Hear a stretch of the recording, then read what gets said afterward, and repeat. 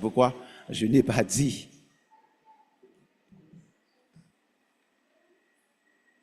Bonjour tout le monde. Demain, on commence avec le club de 5 jours. C'est quoi le club de 5 jours? C'est une activité pour les enfants à partir de quel âge? De 5 ans, 6 ans, 4 à 15 ans. Il y aura l'étude des leçons bibliques, versets, travaux manuels. Ce sera un temps disposé pour les enfants pour évangéliser les enfants. Donc, nous aurons un temps missionnaire pour les enseigner sur la mission. Donc, c'est très important. Ça commence à 3h30 et ça prend fin à 6h30. Il y aura également un magasin où les enfants auront des versets à étudier et ils pourront acheter avec les points qu'ils ont gagnés dans la récitation des versets. À partir d'aujourd'hui, les versets seront déjà affichés. Yes. Oui, à partir d'aujourd'hui, les versets seront affichés. Donc, vous pourrez déjà commencer à apprendre à étudier pour réciter dès demain. Donc, ce sera facile parce que c'est la liste de l'année dernière. La même liste. Yeah! Oui, c'est ça. OK, donc, on vous attend. Voyez Timounio, tout Timoun capable de participer. Ce n'est pas Timoun l'église seulement. Quel que soit Timoun qui est intéressé, capable de participer, nous là, nous nous. Donc, une équipe qui est bien préparée, bien disposée pour capable de recevoir Timounio. Demain, à partir de 3h30, nous ici là, dans l'Assemblée Shalom, Timoun entre 5 et 14 ans. Merci. Merci Rodia pour cette annonce. Et je voudrais dire que le club 5 jours, c'est un poste qui est très budgétivore. Et si vous sentez le besoin de contribuer pour cette activité, vous pouvez nous voir à la trésorerie. OK? À présent, j'invite les huissiers à passer pour l'accueil des dîmes et des offrandes.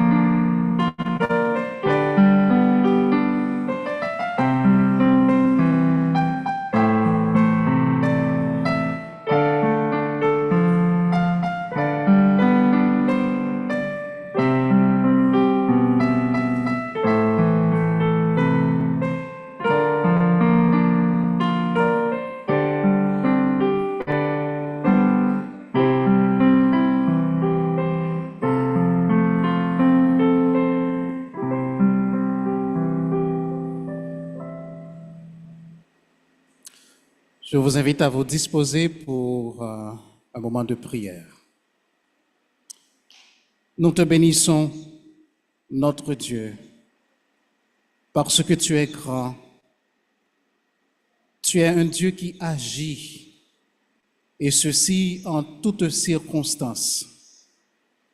Même quand nous ne comprenons pas, même quand nous ne voyons pas, nous ne sentons pas que tu agis, mais tu le fais. Nous nous réjouissons de savoir que tu nous aimes et rien ne peut nous séparer de ton amour manifesté en Jésus-Christ. Seigneur, notre cœur déborde de joie ce matin parce que tu es au contrôle de tous les détails, de tous les événements, de tous les problèmes, de toutes les épreuves qui peuvent surgir dans notre vie. Rien n'échappe à ton attention. Aucun cheveu de notre tête ne peut tomber sans ta permission. Nous sommes la prunelle de tes yeux. Permets, Seigneur, que nous soyons toujours en joie. Aide-nous à nous réjouir parce que tu es notre Dieu. Seigneur, nous voulons te remercier pour la sécurité que tu nous accordes. Nous vivons dans un pays où règne l'insécurité.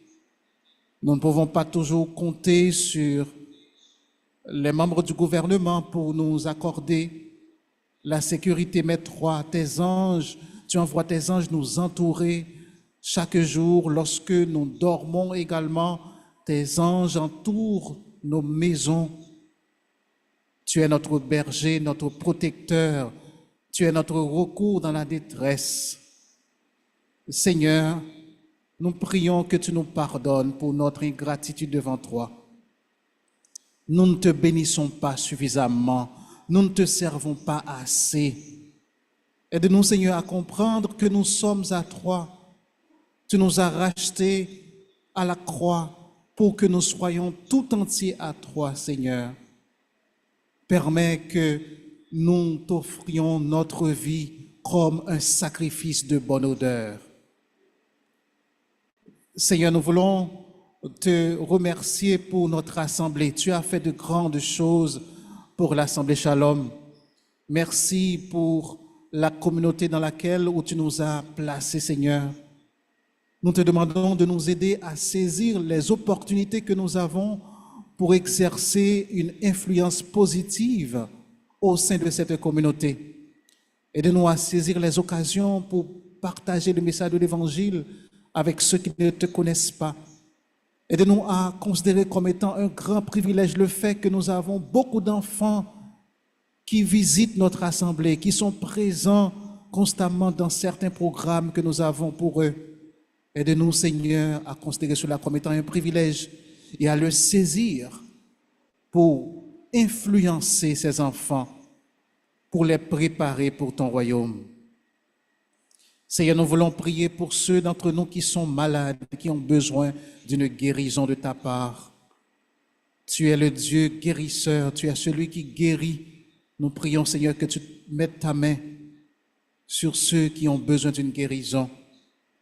Nous prions pour ceux qui font face à des situations économiques difficiles, qui ont besoin d'un emploi pour répondre à leurs propres besoins, pour répondre aux besoins de leur famille. Nous te demandons, Seigneur, de pourvoir aux besoins de ces personnes, d'ouvrir des portes en leur faveur pour qu'elles trouvent un emploi, Seigneur. Nous te prions également, cher Seigneur, pour les jeunes qui sont parmi nous. Ils sont peut-être en train de réfléchir sur leur avenir. Nous te demandons de les fortifier. Nous te demandons de les aider pour qu'ils se souviennent que tu es le Dieu Tout-Puissant. Tu peux agir en leur faveur. Aide nos jeunes à garder leurs convictions, peu importe la situation dans laquelle ils se trouvent. Permets qu'ils sachent que tu peux faire lever le soleil dans leur vie, Seigneur. Notre Dieu, nous voulons te prier pour les familles, les nouveaux couples qui sont en train, Seigneur, de faire une expérience dans leurs relations. Nous te demandons de les bénir et permets, Seigneur, qu'ils se souviennent toujours de l'engagement qu'ils ont pris de vivre ensemble. Nous prions que tu les gardes, que tu les protèges et que tu pourvoies leurs besoins. Seigneur, nous voulons te remettre les différents ministères que nous avons au sein de l'Église, ministère auprès des enfants. Merci pour l'équipe qui travaille avec les enfants, cette équipe qui est toujours fidèle. Nous voulons aussi, Seigneur, te remettre l'activité Club 5 jours qui commence demain. Nous te demandons, Seigneur, d'être avec les ouvriers, de les utiliser pour qu'ils trouvent le mot qu'il faut, pour qu'ils s'adressent aux enfants, pour qu'ils partagent le message de l'Évangile avec eux et que ces enfants puissent se donner à toi, Seigneur. Nous voulons aussi, Seigneur, te prier pour nos membres qui sont à l'étranger. Nous te prions de les aider, Seigneur, pour qu'ils se souviennent des enseignements qu'ils ont reçus ici et qu'ils puissent intégrer une église locale et qu'ils puissent se mettre à ton service et permettre qu'ils soient lumière et sel là où ils se trouvent, notre Dieu. Ne permets pas qu'ils soient influencés par la culture dans laquelle ils se trouvent et parfois les faits culturels ne sont pas en conformité avec ta parole. Permets que ces membres continuent de briller par leur conviction, par leur intégrité, par leur honnêteté. Seigneur, nous voulons te prier pour notre pays qui souffre constamment. Fais grâce à Haïti, Seigneur. Tu nous demandes de prier pour ceux qui sont élevés en dignité. C'est la raison pour laquelle nous voulons te prier pour les membres du gouvernement. Nous te demandons de les aider, de les guider dans leur prise de décision. Permets qu'ils prennent des décisions qui peuvent contribuer à l'avancement de notre pays. Sois avec les policiers, sois avec tous les ministres, les directeurs généraux. Permets, Seigneur, qu'ils voient le besoin de cette population. Permets, Seigneur, qu'ils soient sensibles aux besoins de ceux qui végètent dans la misère. Nous prions, Seigneur, que tu touches leur cœur aussi pour qu'ils se donnent à toi. Nous prions pour ceux qui font le mal, ceux qui tuent les gens, ceux qui ne respirent que de la violence. Tu peux changer leur cœur. Nous te demandons, Seigneur, de nous aider en tant qu'Église également à être conscients de notre responsabilité en tant que sel, en tant que lumière, à partager le message de l'Évangile avec ceux qui ne te connaissent pas pour qu'ils se tournent vers toi. Père, dans quelques instants, nous aurons à écouter ta parole. Nous avons besoin que tu nous parles. Mais aide-nous aussi, Seigneur, à être prêts à appliquer ce que tu nous dis dans ta parole. Merci pour l'offrande que nous avons pu recueillir et permets qu'elle soit utilisée pour l'avancement de ton œuvre. Écoute notre prière, Seigneur. Fortifie-nous, Seigneur. Garde-nous, Seigneur. Aide-nous à rester attachés à toi. Aide-nous à marcher fidèlement avec toi. C'est au nom de ton Fils Jésus que nous te prions, lui qui vit et qui règne au siècle des siècles. Amen.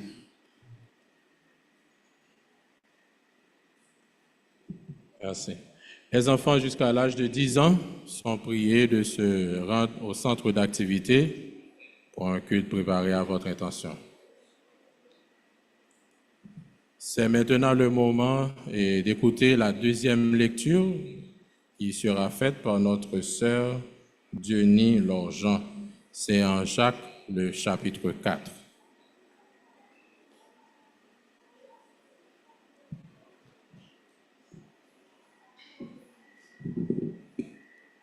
Bonjour, frères et sœurs. Comme l'annoncé, nous allons trouver notre deuxième lecture dans le livre de Jacques, le chapitre 4.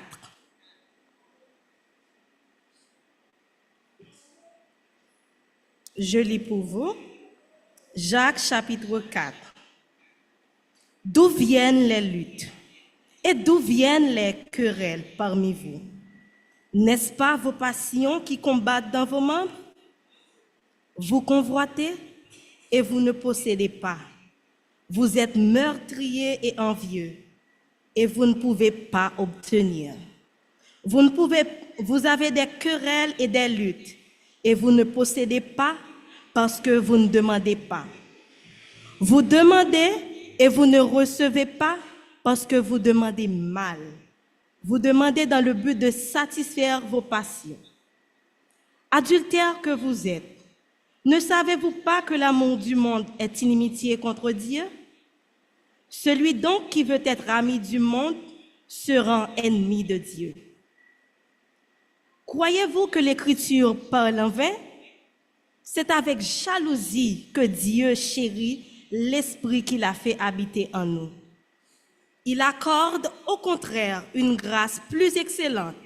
C'est pourquoi l'Écriture dit, Dieu résiste aux orgueilleux, mais il fait grâce aux humbles. Soumettez-vous donc à Dieu, résistez au diable, et il fuira loin de vous. Approchez-vous de Dieu, et il s'approchera de vous. Nettoyez vos mains, pécheurs, purifiez vos cœurs, hommes irrésolus. Sentez votre misère et voyez et soyez dans le deuil et dans les larmes. Que votre rire se change en deuil et votre joie en tristesse. Humiliez-vous devant le Seigneur et il vous élèvera. Ne parlez point mal les uns des autres, frères. Celui qui parle mal d'un frère ou qui juge son frère parle mal de la loi et juge la loi. Or, si tu juges la loi, tu n'es pas observateur de la loi, mais tu en es un juge. Un seul est législateur et juge. C'est celui qui peut sauver et perdre. Mais toi, qui es-tu qui juge le prochain? À vous maintenant qui dites, aujourd'hui ou demain, nous irons dans une ville, nous y passerons une année, nous trafiquerons et nous gagnerons. Vous qui ne savez pas ce qui arrivera demain, car qu'est-ce que votre vie? Vous êtes une vapeur qui paraît pour un peu de temps et ensuite disparaît. Vous devriez dire au contraire, si Dieu le veut, nous vivrons et nous ferons ceci ou cela. Mais maintenant, vous vous glorifiez dans vos pensées orgueilleuses. C'est chose mauvaise que de se glorifier de la sorte. Celui donc qui sait faire ce qui est bien et qui ne le fait pas commet un péché. Parole du Seigneur.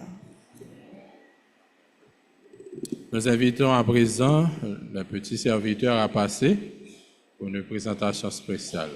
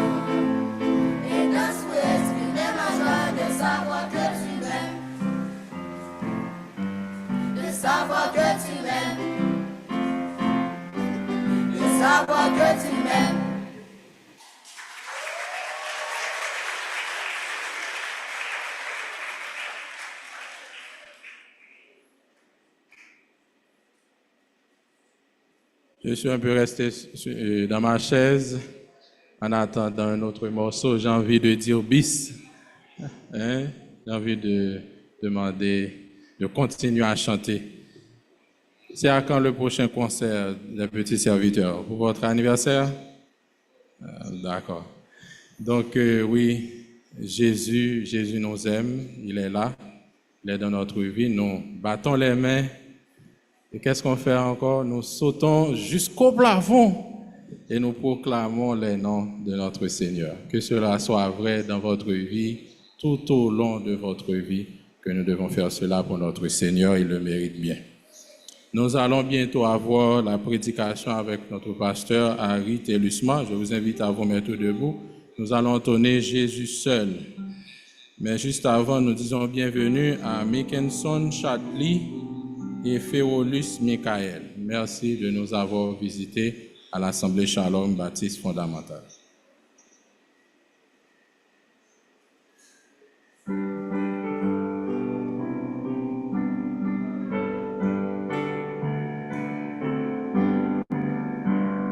Mon seul appui, c'est l'ami céleste, Jésus seul, les ans s'en vont, cet ami me reste, Jésus seul, cet ami connaît mes alarmes, son amour guérit ma douleur, ça m'essuie toutes mes larmes, doux sauveur, tout mon désir c'est de le connaître, Jésus seul,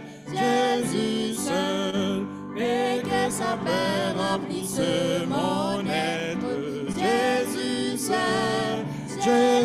seul, cet ami connaît mes alarmes, son amour guérit ma douleur, ça m'essuie toutes mes larmes, doux sauveur,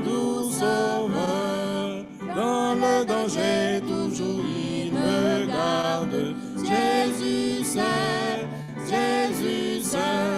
dans mes soucis à lui je regarde, Jésus seul, cet ami connaît mes alarmes, son amour guérit ma douleur, ça m'essuie toutes mes larmes, doux sauveur.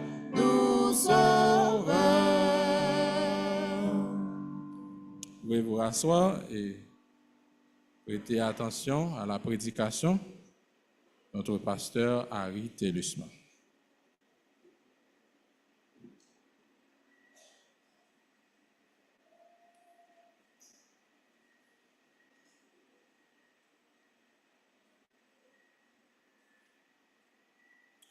Bonjour encore une fois, frères et sœurs.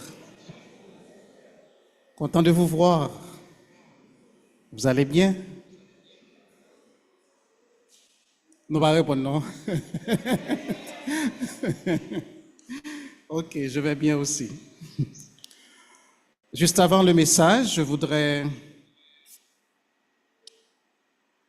dire aux jeunes que j'ai deux nouvelles. L'une est bonne, l'une est mauvaise. Les jeunes, vous êtes là? On commence avec la mauvaise d'abord. La mauvaise nouvelle, c'est que nous n'aurons pas le camp Shalom cette année. C'est à cause de la situation sécuritaire du pays. C'est très difficile de l'organiser dans un contexte pareil. Tout n'est pas encore clair. Donc, nous soupirons après ce temps où nous pouvons organiser le camp Shalom, qui est un patrimoine pour l'Église, n'est-ce pas? Mais la bonne nouvelle, c'est quoi? C'est que au cours de la date qui a été réservée pour le camp Shalom, nous aurons une semaine d'activité pour les jeunes. Et nous appelons cette semaine de bien-être holistique. Cela veut dire que nous allons organiser plusieurs types d'activités, des activités qui ont rapport avec le domaine spirituel, votre vie spirituelle, des activités récréatives, des activités sportives pour les jeunes. Nous aurons aussi des conférences, débats et toute une pléiade d'activités qui est programmée au cours de cette semaine. Ce sera du 29 juillet au 2 août. Donc, mettez cette date dans votre calendrier, chers jeunes. 29 juillet au 2 août. Donc, il faut garder cette date dans votre calendrier. Et aussi, il y aura de la nourriture, ne vous en faites pas. Hein? D'ailleurs, Mamie Soussou sera là. Donc, ne vous en faites pas, il y aura quand même de la nourriture chaque jour. Maintenant, nous vous demandons de vous inscrire, de voir Steve Denis, et de vous inscrire en vous donnant un montant symbolique de 500 gourdes. C'est un montant symbolique de 500 gourdes pour que vous puissiez participer à cette activité pendant toute une semaine. Vous n'allez pas le regretter. Une deuxième annonce, nous avons les jeunes du CVB qui participent à un concours biblique inter-église. Et cet après-midi, à partir de 2h, à l'église communauté, notre équipe va jouer son premier match. Je demanderai aux membres de l'équipe de se mettre debout pour que vous puissiez les voir et prier pour eux. Je ne vais pas vous dire quelle orientation donner à la prière. Les membres de l'équipe, ce sont ces jeunes qui vont nous représenter. Nous avons... Voilà. On ne voit pas Smith Décembre, il sera aussi c'est un membre de l'équipe. Nous avons Edlenry Telusma, c'est un membre aussi de l'équipe. Donc à 2h cet après-midi, à l'église communauté, l'équipe va jouer. Et déjà nous leur disons merci parce qu'ils vont gagner. Soyez présents pour les supporter. Je salue particulièrement Medina qui est avec nous. Nous sommes contents de te revoir, Medina. N'oubliez pas de prier pour pasteur Jean-Maxime Pierre qui est en congé et priez pour moi aussi. Vous savez. Pour notre message ce matin, je vous lis un texte, un seul verset, c'est le verset de la semaine. Est-ce qu'on peut réciter le verset de la semaine?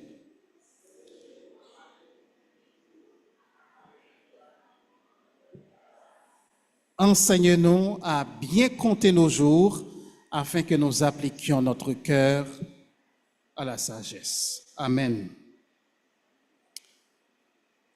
Quels sont les endroits les plus riches au monde, d'après vous? J'ai entendu quelqu'un qui a répondu, Haïti est l'endroit le plus riche au monde. Bien. En réalité, en guise de réponse, vous êtes probablement en train de penser à des zones bien spécifiques, d'un pays bien spécifique. Mais une réponse possible à cette question est la déclaration faite par le docteur Myles Munroe. Écoutez cette déclaration qui peut vous choquer. Voici ce que docteur Myles Munroe dit. Les endroits les plus riches au monde sont les cimetières. Ça ne vous étonne pas? Les endroits les plus riches au monde, selon docteur Myles Munroe, sont les cimetières. Il continue en disant, car les gens meurent sans avoir développé leur talent, leur capacité. Ils meurent sans avoir développé leur talent et leur capacité. Pendant leur vivant, ils auraient dû les développer, ils auraient dû les mettre au service des autres. Ils meurent avec tous les talents, toutes les capacités qu'ils ont. Donc, ils enrichissent les cimetières, selon Dr. Miles Monroe. Et je suis un peu d'accord avec lui. Ce qui est parfois à la base du gaspillage de talents et de capacités est une mauvaise utilisation du temps. Ce que nous sommes aujourd'hui dépend en grande partie de la manière dont nous avons utilisé le temps que le Seigneur nous a donné dans le passé. Les succès que nous aurons, les échecs que nous connaîtrons dans l'avenir dépend en grande partie de la manière dont nous utilisons le temps que nous avons chaque jour. Laissez-moi vous dire que tout le monde est riche. Vous êtes tous riches ici, présents. Vous ne le croyez pas? Vous êtes riches. Parce que chacun de nous a à sa disposition un trésor extraordinaire. Il s'agit du temps. Tout le monde est riche, certes. Nous avons 24 heures de temps à notre disposition. Mais nous n'en faisons pas tous le même usage. Certains investissent leur temps dans des activités qui contribuent à leur progrès. Mais d'autres, inconscients de sa valeur, le gaspillent malheureusement. Or, lorsque Dieu nous donne quelque chose, lorsque Dieu nous confie quelque chose, son attente est que nous en fassions une bonne gestion. Voici quelques caractéristiques particulières du temps. Le temps, on ne peut pas avoir plus de temps que quelqu'un d'autre. Nous avons tous 24 heures. On ne peut pas économiser le temps comme on économise de l'argent. On ne peut pas non plus le récupérer après que le temps a fini de s'écouler. On ne peut pas récupérer le temps. Qu'est-ce que nous disons? Le temps perdu ne se rattrape jamais. Il y a une chose que je dis souvent à mes enfants, le temps ne vous attend pas. On ne peut pas stopper le temps. On ne peut pas l'arrêter. Le temps n'attend personne. Le temps passe. Savez-vous que les gens qui devraient être les plus sages dans la gestion de leur temps, ce sont les enfants de Dieu, ce sont les chrétiens. Le temps devrait être pour l'enfant de Dieu une ressource précieuse qu'il utilise pour développer son intimité avec Dieu, pour chercher à le connaître à travers sa parole, pour faire du bien aux autres, pour faire avancer l'œuvre de Dieu. C'est ainsi que nous devrions concevoir le temps. Nous qui sommes les enfants de Dieu, nous devrions être les plus sages dans la gestion du temps. L'idée que je voudrais développer ce matin, la vérité que je voudrais que vous reteniez, mes chers amis, c'est que le temps que Dieu nous donne est un trésor précieux qui doit être utilisé précieusement. Chaque jour, nous devons renommer un trésor qui est précieux, c'est le temps que nous donne. Ne pas faire un bon usage du temps peut nous empêcher d'être ce que Dieu veut que nous soyons. Cela peut être aussi un obstacle non seulement à notre propre épanouissement, cela peut être aussi un obstacle à l'épanouissement des autres. Nous devons faire un bon usage du temps que Dieu nous donne. Dans le message de ce matin, je vais considérer avec vous ce qui doit nous motiver à faire une bonne gestion du temps. Je vais vous donner 3 éléments qui doivent nous motiver à faire une bonne gestion de notre temps. Et après, nous allons partager quelques principes avec vous qui ont rapport avec la gestion du temps. Est-ce que vous êtes avec moi? Les jeunes, est-ce que vous êtes avec moi? Parce que je ne voudrais pas que vous ratiez ce que je vais vous dire ce matin. C'est important, qui concerne la gestion du temps. Ce qui doit nous pousser, ce qui doit nous motiver à faire une bonne gestion du temps. Voici un premier élément. Le premier élément, c'est le lien qu'il y a entre ce que nous faisons sur la terre et l'éternité. Il y a un lien étroit entre ce que nous faisons et l'éternité. Il y a un lien entre la manière dont nous agissons et l'éternité. Il y a une connexion entre nos actions présentes et l'éternité. Et je vais vous relater quelques textes bibliques qui prouvent ce que je viens de vous dire. Regardez 2 Corinthiens chapitre 5, le verset 10. Que nous dit ce texte? 2 Corinthiens chapitre 5, le verset 10. Vous avez votre Bible avec vous. 2 Corinthiens chapitre 5, le verset 10. Qui nous dit quoi? Car il nous faut tous comparaître devant le tribunal de Christ, afin que chacun reçoive selon le bien ou le mal qu'il aura fait, étant dans son corps. Il nous faut, ce n'est pas, c'est inévitable. Il nous faut tous comparaître devant le tribunal de Christ, afin que chacun reçoive selon le bien ou le mal qu'il aura fait étant dans son corps. Il y a l'expression le tribunal de Christ qui est utilisée dans ce texte. Permettez que j'attire votre attention sur cela. Le tribunal de Christ concerne le jugement des œuvres des chrétiens. Lorsqu'on parle de jugement devant le tribunal de Christ, c'est un jugement au cours duquel Dieu va juger les œuvres des chrétiens. Ce n'est pas un jugement pour déterminer qui a rapport avec notre salut. Nous sommes sauvés de manière définitive. Et rien ne peut nous ravir de la main de Dieu, n'est-ce pas? C'est ce que nous vous prêchons ici. Vous ne pouvez pas perdre votre salut. D'ailleurs, votre salut ne dépend même pas de vous, parce que ce n'est pas vous qui gardez votre salut, mais c'est Dieu qui le garde.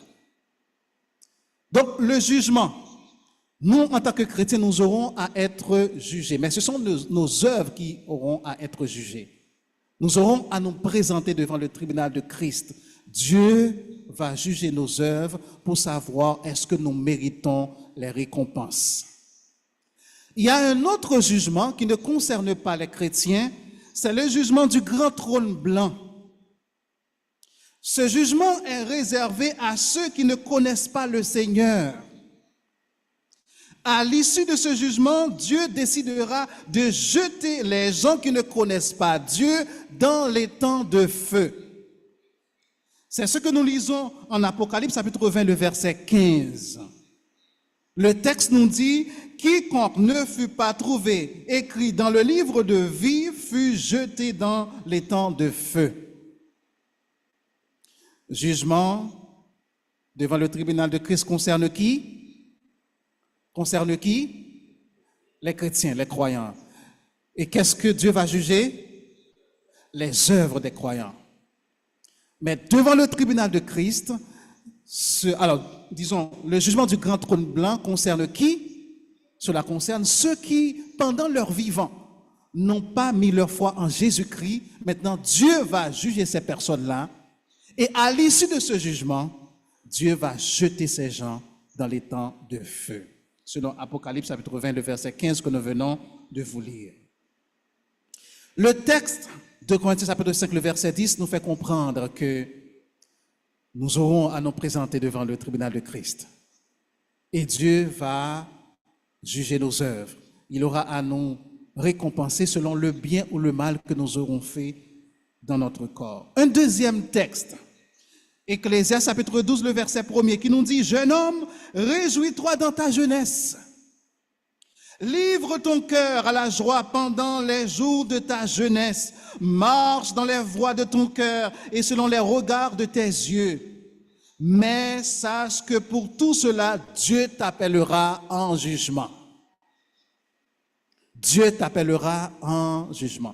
Tu peux te réjouir, tu peux livrer ton cœur à la joie pendant les jours de ta jeunesse, mais sache que Dieu t'appellera en jugement. Connexion entre ce que nous faisons sur cette terre et l'éternité. Un troisième texte, Matthieu chapitre 6, le verset 1er, qui dit « Gardez-vous de pratiquer votre justice devant les hommes pour être vus. Autrement, vous n'aurez point de récompense auprès de votre Père qui est dans les cieux. » Si vous pratiquez votre justice, si vous posez des actions pour être vus des hommes, le texte dit que vous n'aurez pas de récompense dans les cieux. Parce que la motivation est mauvaise. Pour qui est-ce que nous devrions tout faire dans notre vie? C'est pour Dieu, c'est pour sa gloire. Mais si nous posons des actions, si nous exerçons notre ministère pour être vus des hommes, la motivation est mauvaise et Dieu ne va pas nous récompenser dans le ciel. Dieu tient compte non seulement de nos actions, mais il tient compte également de nos motivations. Un autre texte, 1 Corinthiens chapitre 3, versets 11 à 15, qui nous dit « Car personne ne peut poser un autre fondement que celui qui a été posé, savoir Jésus. Or, si quelqu'un bâtit sur ce fondement avec de l'or, de l'argent, des pierres précieuses, du bois, du foin, du chaume, l'œuvre de chacun sera manifestée dans l'éternité. Car le jour la fera connaître parce qu'elle se révélera dans le feu. Et le feu éprouvera ce qu'est l'œuvre de chacun. Si l'œuvre bâtie par quelqu'un sur le fondement subsiste, qu'est-ce qui arrivera? Il recevra une récompense dans l'éternité. J'ajoute dans l'éternité. Verset 15, si l'œuvre de quelqu'un est consumée, il perdra sa récompense. Pour lui, il sera sauvé, mais comme au travers du feu. La manière dont nous bâtissons sur le fondement de l'Église est importante et Dieu tient compte de cela. Tous ces textes que je viens de partager avec vous montrent la connexion qu'il y a entre ce que nous faisons, la motivation avec laquelle nous le faisons, la manière dont nous le faisons. Dieu tient compte de cela. Et selon la manière dont nous le faisons, ce que nous faisons, Dieu nous donnera une récompense dans l'éternité. Cela doit nous motiver, frères et sœurs, à faire une bonne gestion de notre temps. Lorsque nous pensons que Dieu prend note de ce que nous faisons, nous devons faire une bonne gestion de notre temps. Il faut avoir l'éternité en perspective. On raconte l'histoire de 3 hommes qui construisaient un mur. Et un passant leur pose la question suivante. Que faites-vous?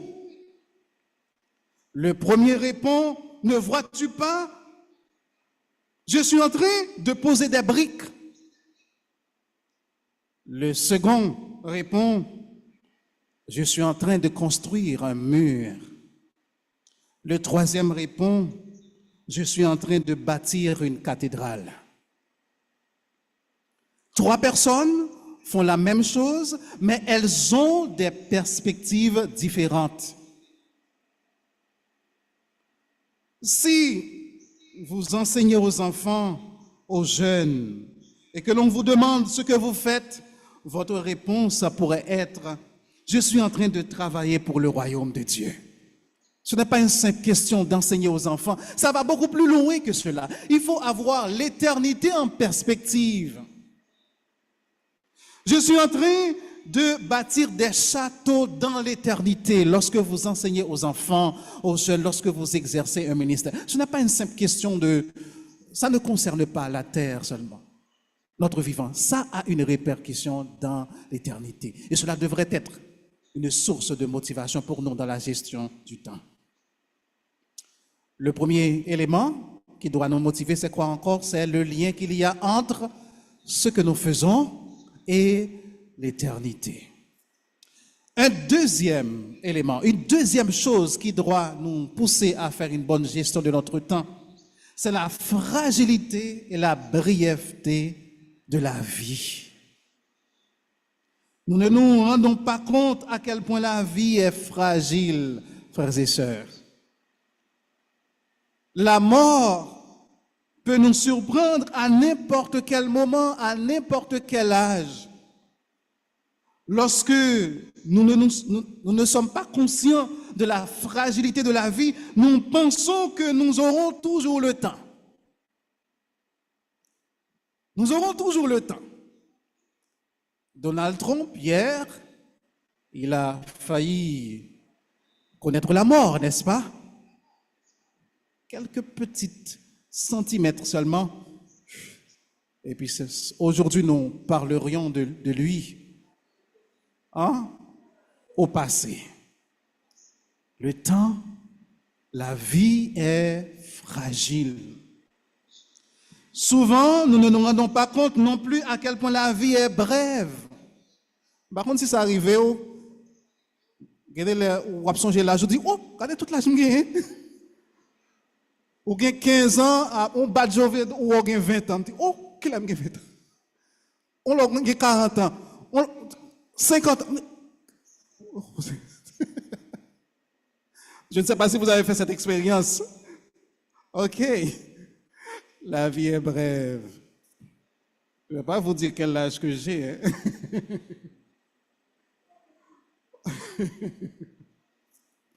Mes chers amis, si nous ne sommes pas conscients de la brièveté de la vie, nous risquons de tomber dans la procrastination. Nous envoyons toujours à plus tard, à demain, à la semaine prochaine, ce que nous avons à faire.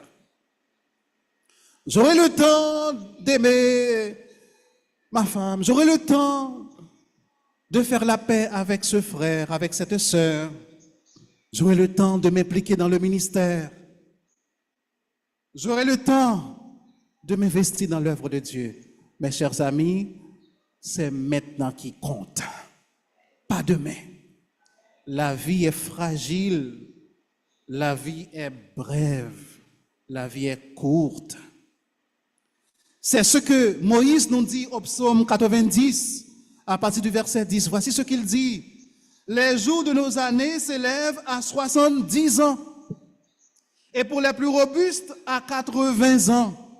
Et l'orgueil qu'ils en tirent n'est que peine et misère. Car ils passent vite et nous nous envolons. Qui prend garde à la force de ta colère et à ton courroux selon la crainte qui t'est due? Enseigne-nous à bien compter nos jours, afin que nous appliquions notre cœur à la sagesse. Enseigne-nous à bien compter nos jours, afin que nous appliquions notre cœur à la sagesse. Pour nous qui vivons dans cette génération, ce qui rend la gestion du temps plus difficile actuellement, c'est le développement de la technologie, n'est-ce pas? Il y a tellement de distractions dans notre génération, tellement de réseaux sociaux, n'est-ce pas? Aidez-moi à les compter. On a TikTok, qu'est-ce qu'on a encore? Instagram, Facebook, WhatsApp, et X, et j'en passe. Toutes ces choses, si nous ne les gérons pas bien, nous allons gaspiller le temps que nous avons.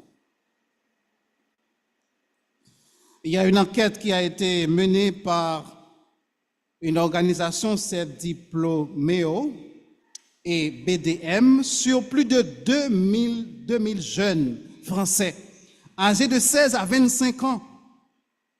Cette enquête a révélé les habitudes de ces jeunes utilisateurs sur les réseaux sociaux. Les jeunes utilisateurs passent une grande partie de leur temps en ligne. 45% des utilisateurs sondés consacrent entre 3 heures et 5 heures de temps par jour aux réseaux sociaux. 3 heures à 5 heures de temps par jour. Ils sont même 18% à y passer plus de 5 heures par jour contre 37% à rester moins de 2 heures en ligne quotidiennement. 5 heures de temps par jour sur les réseaux sociaux, c'est beaucoup. Et si nous devons faire cette même enquête ici à l'Assemblée Shalom, est-ce que le résultat serait différent pour vous, chers jeunes? Ce ne serait pas différent. Il y a quelqu'un qui m'a fait comme ça. C'est important. Donc la prière de Moïse devrait être la prière de tous, mais particulièrement la prière des jeunes. Les jeunes devraient dire chaque jour, Seigneur, enseigne-nous à bien compter nos jours, afin que nous appliquions notre cœur à la sagesse. Sagesse, nous en avons besoin.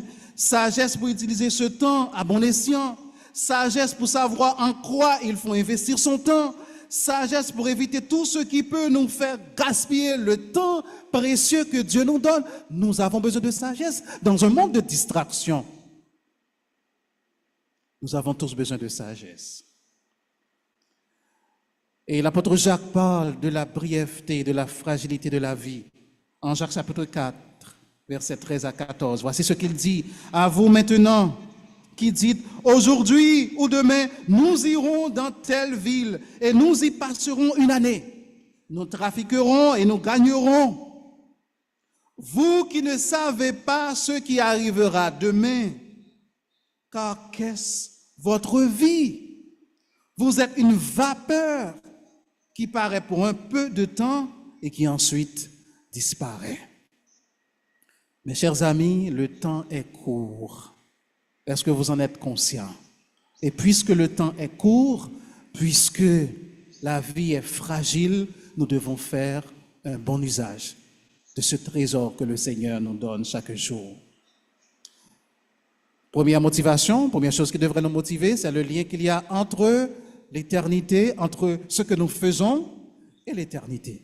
Deuxième chose, c'est la fragilité, la brièveté de la vie. Une troisième chose qui devrait nous pousser à faire un bon usage de notre temps, ce sont les appels que nous retrouvons dans la parole de Dieu en ce qui concerne la bonne gestion du temps.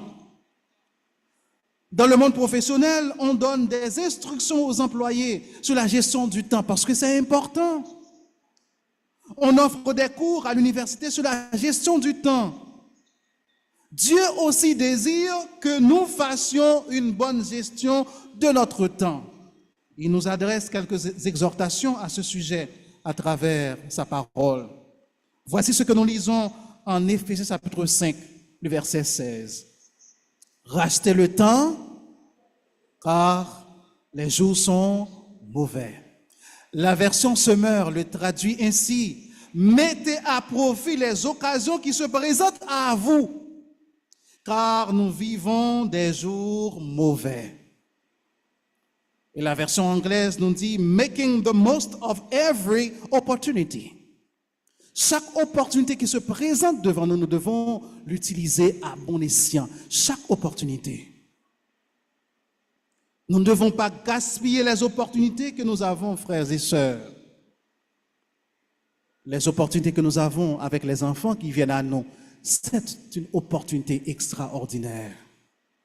Les jeunes, nous travaillons avec les jeunes, c'est une opportunité extraordinaire. Les adultes, les membres de notre famille, les païens également, ceux qui ne connaissent pas le Seigneur, lorsque nous les croisons, c'est une opportunité que nous avons de partager le message de l'Évangile avec eux. Paul nous dit en Colossiens chapitre 4, le verset 5, il reprend la même exhortation. Il dit, conduisez-vous avec sagesse envers ceux du dehors et rachetez le temps. Rachetez le temps. Il y a un théologien qui a fait cette citation, qui a dit ces paroles. Les croyants sont appelés à vivre de telle manière que la foi en Christ soit reconnue comme crédible et à tirer profit de toute occasion d'évangéliser. Il a encore dit, nous devons tirer le meilleur profit possible du temps dont nous disposons sur cette terre pour accomplir les projets de Dieu et saisir toute occasion pour adorer et servir utilement. C'est ce que nous devrions faire avec le temps que nous avons chaque jour. Ces 3 éléments que nous venons de partager avec vous, le lien entre ce que nous faisons et l'éternité. La deuxième chose, c'est la fragilité et la brièveté de la vie. La deuxième chose, et la troisième chose, c'est quoi? Ce sont les exhortations que Dieu nous donne dans sa parole en ce qui concerne la bonne gestion du temps. Nous ne devons pas mépriser ces exhortations, nous devons les prendre en considération. Maintenant, quelques principes pour que nous fassions une bonne gestion de notre temps en guise d'application. Le premier principe, je l'appelle principe de planification. Nous devons apprendre à planifier le temps que Dieu nous donne. Et pour ce faire, nous devons faire un plan chaque semaine en fonction des objectifs que nous avons. Il peut s'agir des objectifs d'ordre professionnel, familial, intellectuel, spirituel, mais nous devons planifier chaque semaine au moins. Nous devons nous dire qu'est-ce que nous allons accomplir au cours de cette semaine. Planifier votre temps. C'est important. Et pour le faire, vous devez vous procurer un agenda, n'est-ce pas? Où vous écrivez les activités que vous avez à accomplir au cours de la semaine. Mais attention, pendant que nous faisons la planification, Dieu ne doit pas être exclu de nos plans, de notre agenda. Nous devons inclure Dieu dans notre plan. Nous devons dépendre de lui également pour la réalisation de nos objectifs, pour la réalisation de nos plans. Voici ce que Salomon dit en Proverbes chapitre 3, versets 5 et 6, version Semeur. Mets ta confiance en l'Éternel de tout ton cœur et ne te repose pas sur ta propre intelligence. Tiens compte de lui pour tout ce que tu entreprends. Et il te conduira sur le droit chemin. Tiens compte de Dieu dans les planifications que vous faites. Ne mettez pas Dieu de côté, mes chers amis. Il est le maître du temps, n'est-ce pas? C'est pas lui qui contrôle le temps, c'est pas lui qui donne le temps. Pourquoi voulons-nous exclure Dieu de notre agenda? Ne soyons pas comme ceux qui vivaient au temps de Noé, qui avaient exclu Dieu dans leur agenda. En Matthieu chapitre 24, verset 38, nous lisons « Dans les jours qui précédèrent le déluge, les hommes mangeaient et buvaient, se mariaient et mariaient leurs enfants jusqu'au jour où Noé entra dans l'arche. » Ils se mariaient, ils mariaient leurs enfants, ils mangeaient, ils buvaient, mais Dieu est exclu de leur agenda. Dieu n'est pas dans leur plan. Et vous savez ce qui est arrivé à cette génération qui a été exterminée. Ne mettons pas Dieu de côté. Dans notre agenda, nous devrions voir les activités que vous faites qui contribuent à l'avancement de l'œuvre de Dieu. Jacques nous dit, vous qui ne savez pas ce qui arrivera demain, car qu'est-ce que votre vie? Vous êtes une vapeur qui paraît pour un temps, pour un peu de temps, et qui ensuite disparaît. Vous devriez dire au contraire, si Dieu le veut, nous vivrons et nous ferons ceci ou cela. C'est Dieu qui contrôle le temps. Nous ne pouvons pas l'exclure de nos planifications. Planifiez votre temps. Chacun de nous devrait avoir un agenda. Chers jeunes, je vous encourage à le faire. Lundi, qu'est-ce que je vais faire? Mardi, qu'est-ce que je vais faire? Jusqu'au dimanche, qu'est-ce que je vais faire? Planifiez votre temps. Un deuxième principe, je l'appelle le principe de priorité. Il faut donner la priorité à ce qui est prioritaire. Cela est une habitude des gens qui réussissent dans plusieurs domaines de leur vie. Ils savent ce qui est prioritaire. Il importe, mes chers amis, de dresser une liste des activités à réaliser pendant la semaine au moins, mais il faut aussi les classer en fonction des priorités. Il y a des tâches qui sont importantes, qui sont plus importantes que d'autres. Nous devons donner la priorité à celles qui sont plus importantes. Mais la parole de Dieu nous dit ce qui doit être dans la liste de notre priorité en tant que chrétien. Nous lisons en Matthieu 6, verset 33. Qu'est-ce qu'il faut chercher? Chercher premièrement le royaume et la justice de Dieu. Et toutes ces choses vous seront données par-dessus. Les autres choses vous seront données par-dessus. Mais Dieu en première priorité dans votre temps, dans votre planification. Le principe de priorité. Notre agenda doit refléter non seulement la priorité que nous accordons à Dieu, mais aussi aux choses de Dieu. Notre souci de chercher le royaume et la justice de Dieu. Dieu doit être en première position. N'est-ce pas? Si c'est après la fatigue, c'est à ce moment-là que nous allons prendre 1 minute, 2 minutes pour lire un psaume et puis nous dormons. Dieu n'est pas la priorité. Nous devons apprendre à donner la priorité à Dieu dans nos planifications. Premier principe, principe de planification. Deuxième principe, principe de priorité. Troisième principe, principe de focalisation. Cela consiste à se concentrer sur ses points forts. Souvent, nous investissons beaucoup de temps dans les activités qui n'ont rien à voir avec nos talents, nos capacités, nos dons, nos points forts. Ce n'est pas une bonne gestion. Nous ne faisons pas une bonne gestion de notre temps lorsque nous le faisons ainsi. Il y a quelqu'un qui a dit, celui qui veut être excellent en tout ne sera grand en rien.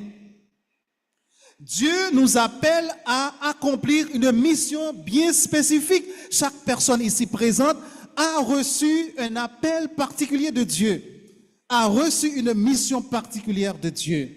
Par conséquent, nous devons investir notre temps dans les talents, les capacités que Dieu nous donne, les dons qu'il nous donne. Nous devons investir notre temps dans nos points forts, principe de focalisation. Voici ce que Paul dit en Romains chapitre 12, à partir du verset 6. Il nous dit, version semeur, et nous avons des dons de la grâce différents que dans sa bonté, Dieu nous a accordés. Pour l'un, c'est la prophétie, qu'il exerce cette activité conformément à notre foi commune. Pour un autre, c'est le service, qu'il se consacre à ce service, que celui qui a reçu un ministère d'enseignement enseigne, que celui qui a reçu un ministère d'encouragement encourage.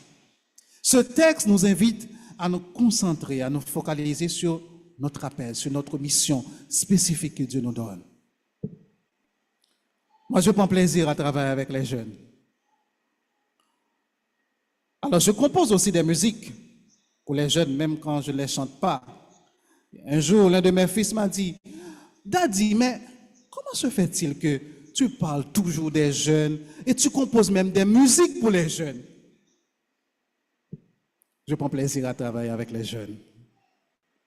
Je ne suis pas parfait, mais c'est mon plaisir de travailler avec les jeunes. Quelle est votre mission? Quel est votre appel? Vous avez reçu un appel de Dieu, une mission spécifique de Dieu. Concentrez-vous. Utilisez votre temps pour développer ces points forts que vous avez. Un dernier principe, c'est le principe d'équilibre. Cela consiste à disposer du temps pour chaque aspect de notre vie. Professionnalisme, alors professionnel, le domaine professionnel, spirituel, physique, cognitif, socio-émotionnel. Nous devons faire un équilibre. Il est vrai que je viens de vous dire que nous devons nous focaliser sur nos points forts, mais nous ne devons pas non plus négliger les autres aspects de notre temps. Il y a un mot anglais qu'on utilise pour parler de ceux qui ont une addiction au travail. C'est le mot workaholism. Cela veut dire que c'est la condition qui fait qu'une personne travaille beaucoup et a du mal à ne pas travailler. Les hommes, je m'adresse à vous. Il y a des personnes qui ne peuvent pas rester sans travailler. Il refuse même de prendre du congé. Je prêche à moi-même aussi parfois. L'équilibre dans la vie. Nous devons y penser dans la gestion de notre temps. Nous devons planifier dans notre agenda du temps pour faire l'équilibre. Ecclésiaste chapitre 3, verset 1er, qu'est-ce qu'il nous dit? Il y a un temps pour chaque chose. Un temps pour chaque chose. Un temps pour le travail, un temps pour être avec son mari, un temps pour être avec sa femme. N'est-ce pas? Un temps pour se reposer, merci. OK. Pour que le corps soit en pleine forme. OK? L'équilibre. La Bible n'est pas contre cela. C'est le principe que nous devrions appliquer dans notre vie. Mes chers amis, chaque jour, Dieu met un trésor entre nos mains, un trésor à notre disposition. C'est le temps. Qu'en faisons-nous? Qu'est-ce que nous faisons avec le temps que Dieu nous donne? Le temps que Dieu nous donne est un trésor précieux qui doit être utilisé précieusement. Pour le chrétien, comme je l'ai dit tout à l'heure, le temps doit être utilisé pour développer son intimité avec le Seigneur, pour chercher à le connaître, pour faire du bien aux autres, pour faire avancer l'œuvre de Dieu. Dieu ne nous donne pas le temps pour que nous créions constamment des conflits, pour que nous ayons des problèmes avec les autres constamment. Non. Nous devons utiliser ce temps à bon escient. 3 choses doivent nous motiver dans la gestion du temps. Le lien entre ce que nous faisons et l'éternité. C'est important. Tout ce que tu fais maintenant a une répercussion dans l'éternité. La fragilité et la brièveté de la vie, les appels que Dieu lance dans sa parole en ce qui concerne la bonne gestion du temps. Laissez-moi vous dire, ce que vous faites a une répercussion dans l'éternité, mais vous n'avez pas une éternité pour faire un impact dans la vie des gens. Je reprends. Ce que nous faisons a une répercussion dans l'éternité, mais nous n'avons pas une éternité pour exercer un impact positif dans la vie des gens. Par conséquent, nous devrions faire un bon usage du temps. 4 principes. Planification, on doit planifier le temps. Priorité, on accorde la priorité à ce qui est prioritaire. Et nous nous focalisons sur nos points forts et aussi nous créons l'équilibre dans notre agenda pour faire une bonne gestion du temps. Jésus est l'exemple parfait en matière de la gestion du temps. En 3 ans, il a accompli ce qu'aucun homme n'a pu accomplir sur la terre. Voici comment l'apôtre Jean conclut son évangile en Jean chapitre 21, verset 25. Jean nous dit, Jésus a accompli encore bien d'autres choses. Si on voulait les raconter une à une, je pense que le monde entier ne suffirait pas pour contenir tous les livres qu'il faudrait écrire concernant les œuvres de Christ. 3 années de ministère. On n'arrive pas à décrire, à rapporter tout ce que Jésus a fait en 3 ans. Il a fait une bonne gestion de son temps. C'est sûr qu'il savait planifier ses actions en fonction de sa mission sur terre. Il avait donné la priorité aux choses de Dieu, à la volonté de Dieu dans sa vie. Il n'avait pas perdu de vue la justice et le royaume de Dieu. Il disposait du temps pour enseigner la parole de Dieu et aussi pour répondre aux besoins de ceux qui l'entouraient. Il a pu utiliser son temps pour développer des relations saines avec les autres. Et à la fin de sa vie, Jésus pouvait dire, tout est accompli. Tout est accompli. Il a fait un très bon usage de son temps. À l'instar de Christ, frères et sœurs, sachez que nous avons le potentiel d'accomplir de grandes choses pour Dieu. Est-ce que vous le croyez? Vous avez le potentiel d'accomplir de grandes choses pour Dieu. Cela ne dépend pas de votre origine sociale. Ne mettez pas en tête, puisque je suis issu d'une famille défavorisée, je ne peux rien faire. Non, vous pouvez faire de grandes choses pour Dieu. Dieu veut se servir de vous pour faire de grandes choses. Vous savez ce que Jésus a dit en Jean 14, verset 2? En vérité, je vous le dis, celui qui croit en moi fera aussi les œuvres que je fais. Et il en fera de plus grandes parce que je m'en vais au Père. Jésus qui l'a dit. Il en fera de plus grandes parce que je m'en vais au Père. Vous pouvez faire de grandes choses pour Dieu. Vous qui ne connaissez pas le Seigneur, laissez-moi vous dire ceci. Une vie gaspillée, c'est une vie qui n'est pas vécue pour Dieu. En Marc 8, versets 36 à 38, nous lisons « Et que sert-il à un homme de gagner tout le monde s'il perd son âme? Que donnerait un homme en échange de son âme? Si vous passez votre temps sur la terre sans mettre votre foi en Jésus, lorsque vous arrivez dans l'éternité, vous allez vous rendre compte que vous avez gaspillé votre temps. Vous avez gaspillé votre vie. Parce que lorsque vous aurez à vous présenter devant le Seigneur, la chose qui vous permettra de ne pas subir le jugement du grand trône blanc, c'est votre foi en Jésus. Est-ce que vous croyez en Jésus? Si vous n'avez pas encore pris la décision de vous donner à Dieu, c'est le moment de le faire. Oui, vous avez passé du temps à obtenir des diplômes. Vous les avez accumulés, c'est bien. Vous avez passé du temps à faire de bonnes choses sur la terre. C'est bien. Vous êtes en train de faire de bonnes choses, de bonnes œuvres. Mais ces choses ne vous épargneront pas de l'enfer. Ces choses ont une utilité sur la terre, mais pas dans l'éternité. Aujourd'hui, c'est le moment de donner votre vie à Jésus pour que ce que vous faites ait une répercussion dans l'éternité. Frères et sœurs, faisons de la prière de Moïse la nôtre.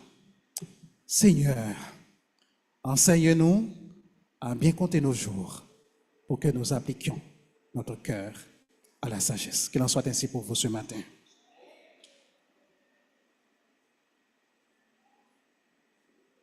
Merci, pasteur Telusma, pour la prédication du jour. Oui, nous demandons au Seigneur de nous aider à mieux compter nos jours chaque jour. Une autre annonce, cela concerne le club de 5 jours. Et tous ceux et celles qui veulent aider dans le ministère du club de 5 jours sont attendus dans une rencontre de coordination tout de suite après le culte. C'est ici, vous pouvez vous asseoir ici, après le culte, et avec notre sœur Rodia Chaval. À présent, mettons-nous debout, mettre fin au culte d'aujourd'hui. Nous allons entonner flot mugissant, flot en furie.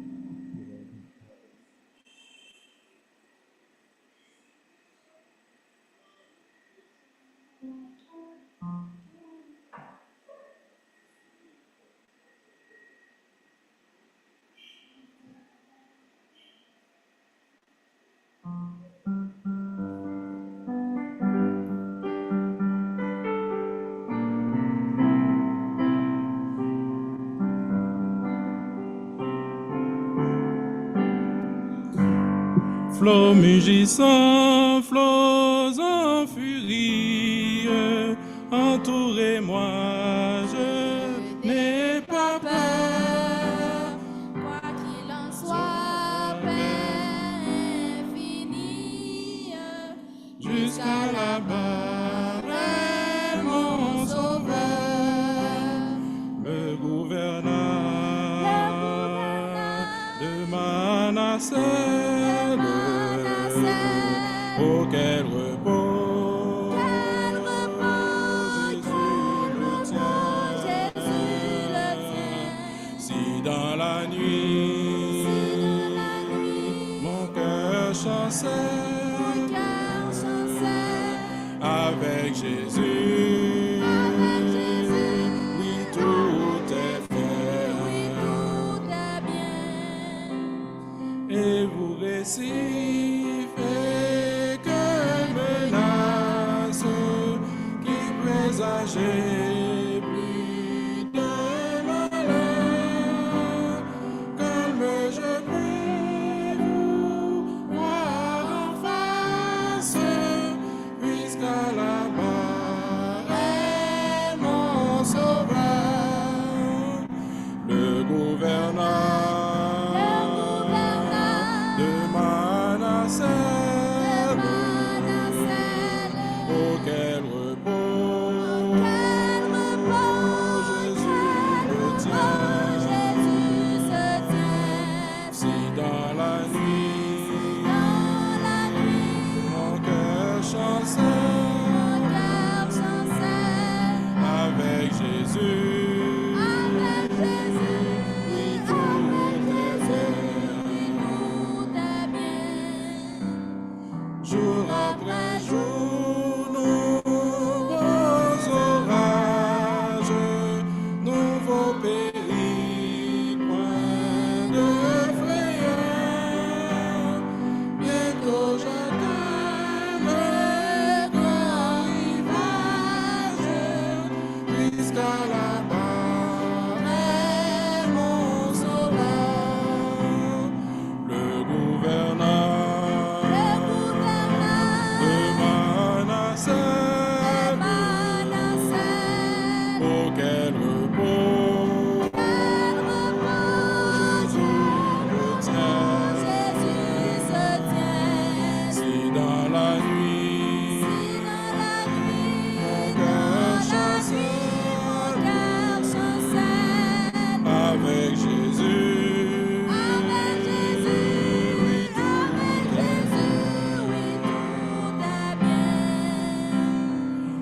avec Jésus pour mon pilote, pour moi tout est paix et bonheur, en sûreté, n'est-ce qu'il faut jusqu'à la mort est mon sauveur, le gouverneur de Manasseh, auquel repos Jésus le tient.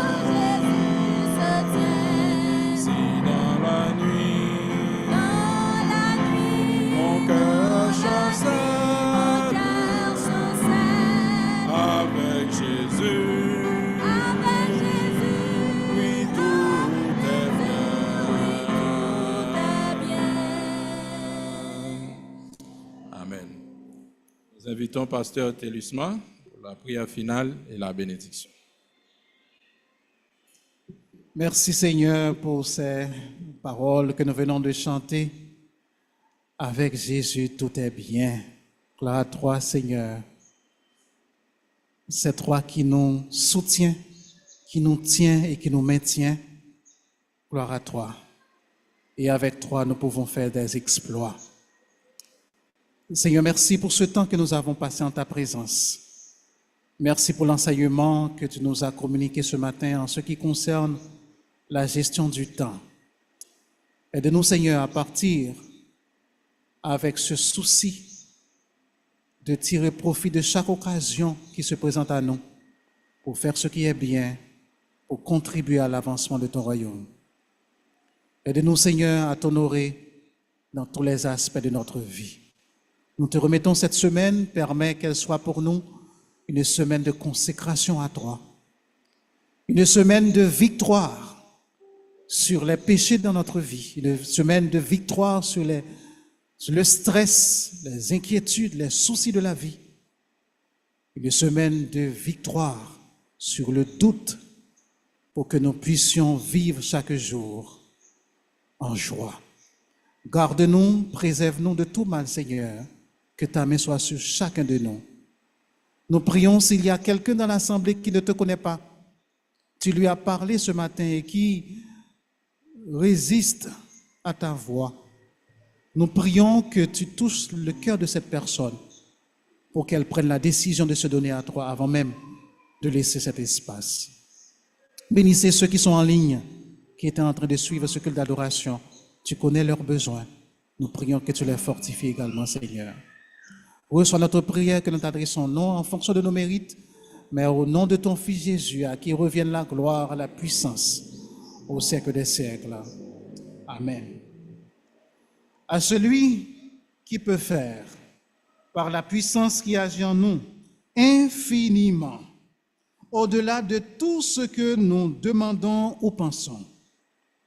À lui soit la gloire dans l'Église et en Jésus-Christ, dans toutes les générations, au siècle des siècles. Amen.